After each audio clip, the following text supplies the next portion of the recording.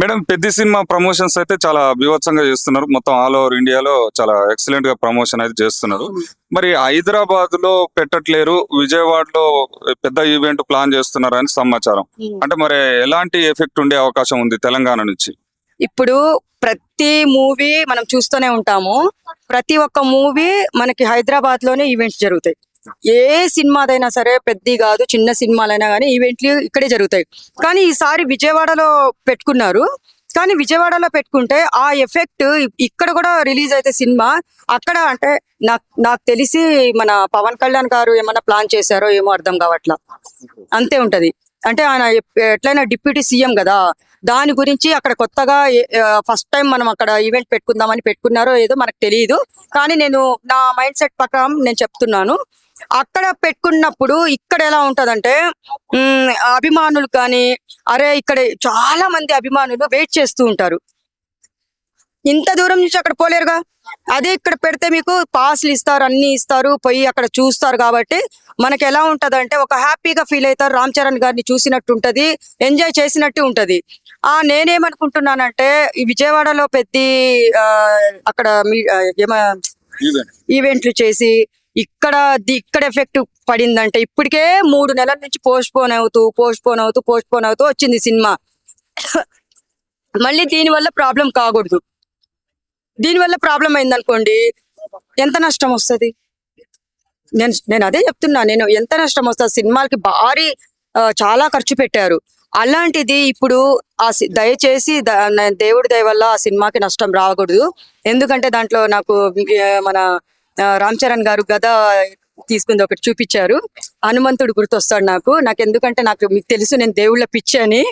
ఆ దేవుడు ఆ ఆంజనేయ స్వామి దయ వల్ల మన అందరి దేవుళ్ళు ఆయనకి అన్ని ఆశీర్వాదం వల్ల సినిమా ఏది ఆటంకం కాకుండా అక్కడ ఈవెంట్ చేసుకున్నా గానీ మన అభిమానులు కొంచెము అర్థం చేసుకోండి. ఎందుకంటే మనకు తెలియదు, వాళ్ళ బాబాయ్ గారు ఏమన్నా అక్కడ పెట్టించారో ఏమో తెలియదు. ఆయన కూడా హ్యాపీగా ఫీల్ అవ్వాలి. అక్కడ ఏపీలో కూడా అబ్బా మా రామ్ చరణ్ గారు ఈవెంట్ అక్కడ జరిగిందని అనుకునేలా చేస్తున్నారు ఏమో మనకు తెలియదు. కాబట్టి మీరందరు అభిమానులు ఏం చేస్తారంటే డిసప్పాయింట్ కాకుండా ఆయనను ఆశీర్వదించి ప్రతి ఒక్కరు సినిమా హిట్ చేయండి. ఎందుకంటే దెబ్బలు తగిలించుకొని మూవీ తీశాడు, చాలా దెబ్బలు తగిలినాయి ఆయనకి.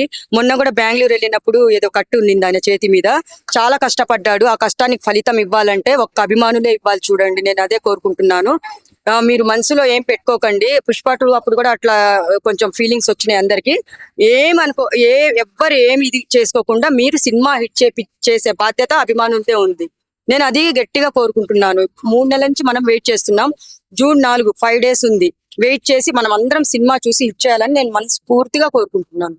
అయితే ఇక్కడ తెలంగాణలో టికెట్ రేట్లు ఏం పెంచేటటువంటి పరిస్థితి లేదని చెప్తున్నారు కదా, దాని వల్ల మన ఈ సినిమాకు వచ్చేటటువంటి కలెక్షన్లు తగ్గే అవకాశం ఉండొచ్చు.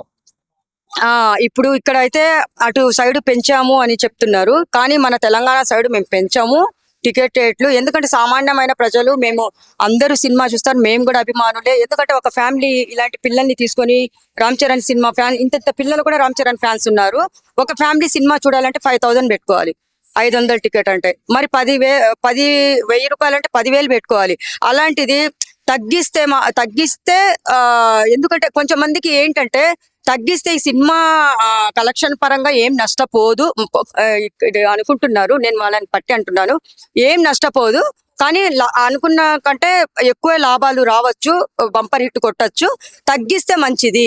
ఎందుకంటే ఇప్పుడు టికెట్ రేట్లు తగ్గిస్తే 1కి 2 సార్లు, 1కి 3 సార్లు, 1కి 4 సార్లు చూసే వాళ్ళు కూడా ఉన్నారు మూవీ.